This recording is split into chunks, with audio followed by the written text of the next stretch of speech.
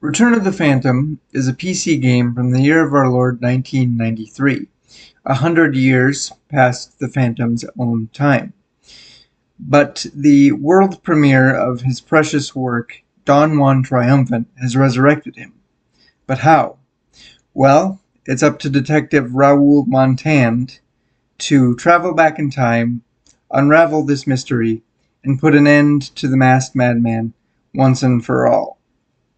So yeah, I'm not really sure how well known this game is or how popular it is or anything like that. For me, this was another case of not knowing it existed until my research brought it to my attention.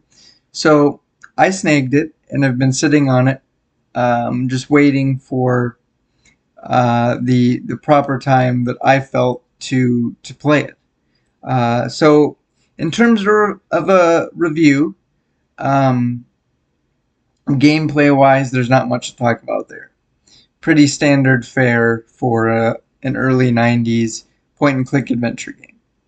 But what I absolutely adore about it is its attention to detail. This is pretty much a straight up sequel to the book. And in terms of the lore and the background information that they use to really build the game up and give its story its flow, um, I don't think you could get much more faithful to the source material than that. And the then present day versions of the characters share connections with their counterparts from the correct period.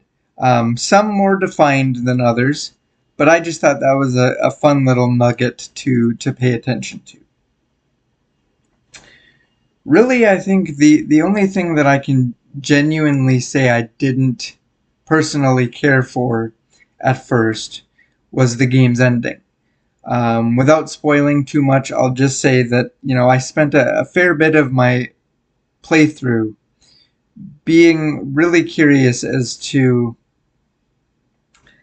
where they were going to take this thing and how they were going to handle wrapping it all up. And when I got there, I just couldn't help but feel the slightest little bit of disappointment. But the more I kind of sat with it and did some thinking, I realized that this shares a connection to the book as well. See, because with the book, there is this sentiment that kind of cradles the story itself, right? Where it really kind of asks, did the Phantom really exist? Did the events of his legend really happen the way that everybody believes that they did, or were they just a myth conjured to cover up some other tragedies and things like that?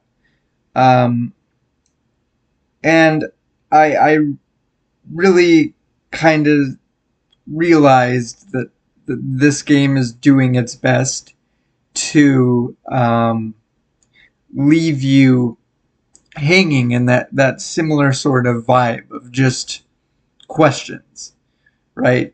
And while it's still not my favorite thing in the world, not the ending that I would have personally preferred or chosen, maybe if it was my project, I can definitely appreciate what they were trying to do there and why they made the decision to end the game that way.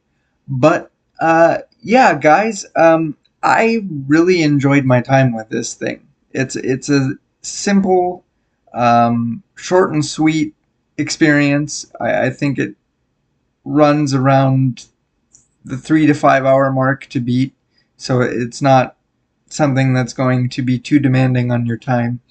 But I really would recommend it. I think it's a nice little gem for Phantom fans that are just looking for that little bit extra.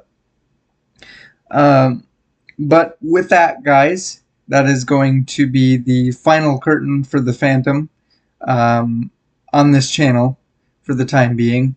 If memory serves correctly, there is still a TV miniseries out there floating around that I will probably end up talking about in some capacity in the future. But until then, we are free to move on to other things. So, as always, guys, take care of yourselves, and we'll see you in the next video.